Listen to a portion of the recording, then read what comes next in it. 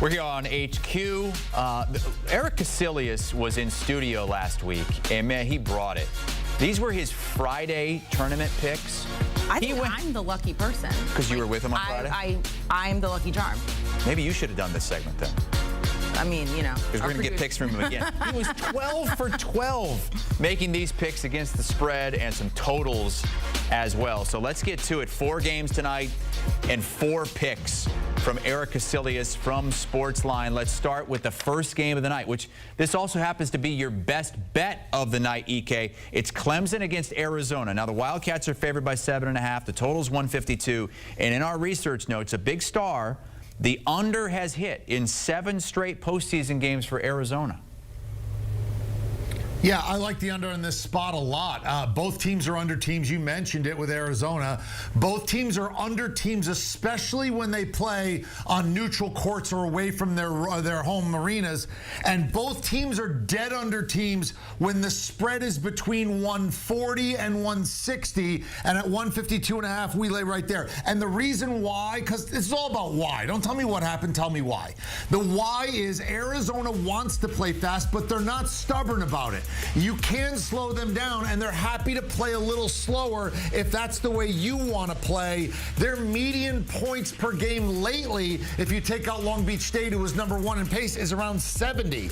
And in 12 games against tournament teams, Clemson is averaging giving up 67 points, and none of them hit 80. And that includes Alabama, who's #1, Carolina twice, Duke. So unless Arizona is going to play way out of their comfort zone, or unless Clemson, who shoots free throws incredibly well at 80% as a team, is ahead down the stretch and we get a foul, walk it up, hit a 3, foul, walk it up, get a 3. I can't see how this game is going to be over 152.5. I love the under. Best bet of the night from EK is the first game of the night. Second game is from Boston. It's the rematch of last year's championship game, San Diego State and Yukon. Double-digit favorites have been rolling so far in the tournament, 15-2, but you're on another total here. What is it?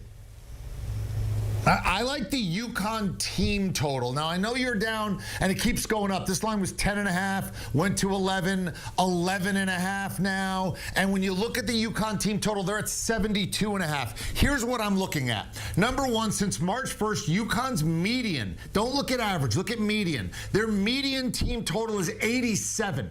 And San Diego State, when they've played teams that are in the tournament, and I'm not even talking about teams like Yukon ability, but 10 seeds, 11 seeds, 12 seeds, their average is 72. Yet UConn's only 72.5. Why? Because the odds makers are looking at what UConn did last time out against Northwestern. But I looked very hard and went back through that game. There's a couple of things that stand out to me, Chris. One, UConn was 3 of 22 from 3 in the game.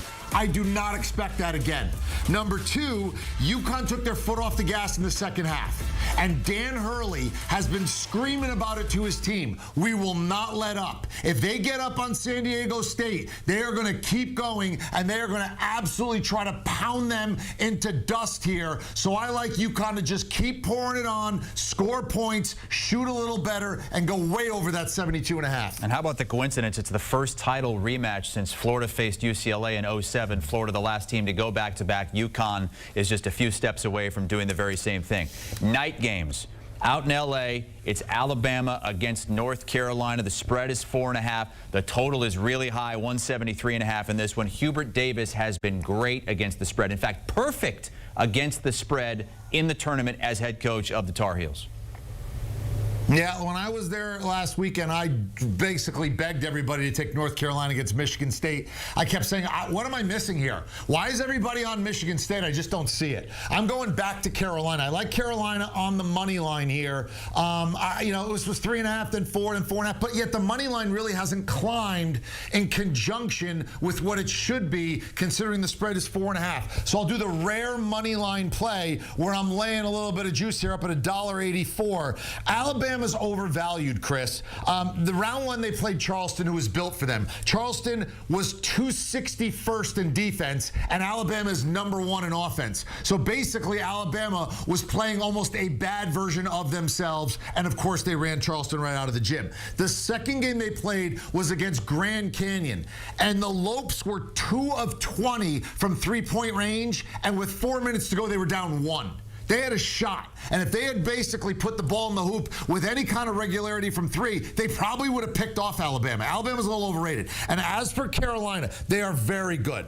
And when you look at what they do, they are covering at over 60% away from home, and they are excellent. 80% covering when the spread is between pick'em and 6, which is where this falls. So take the money line, take Carolina. They find a way to win. That one's supposed to tip around 9:40 Eastern, and then the late game 10:10 Eastern in Boston, maybe the most fascinating matchup of the tournament.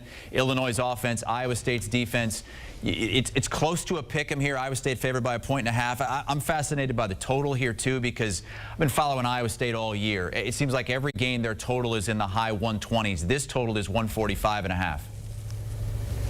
Yeah, and I'm with you, Chris. Look, I think this total is a little too high. But I don't want to worry about a last 5 minutes if we're in that 6 to 8 point range. Again, the foul, walk it up, make 2 free throws, come down, get the quick bucket, foul, walk it up, make 2 free throws. I don't want to deal with any of that. So I'm going to go first half under. There's a lot of reasons.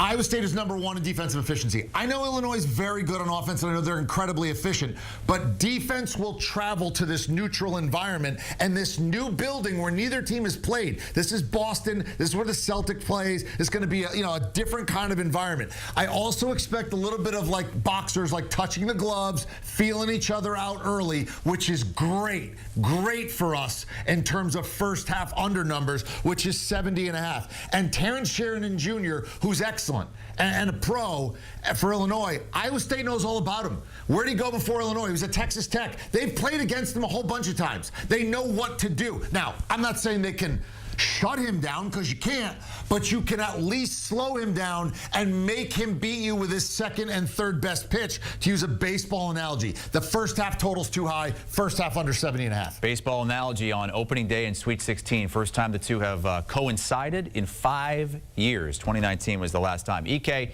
can be seen on Sportsline. They'll be getting you ready for all the night's action, not just in the Sweet 16, but in Major League Baseball, NBA, 6 o'clock Eastern time right here on HQ. Favorites ruled the day in the first weekend of the NCAA tournament, 32-20 against the spread. Okay. Regression to the mean here, you think? Yeah, I don't know. I just want to see good games.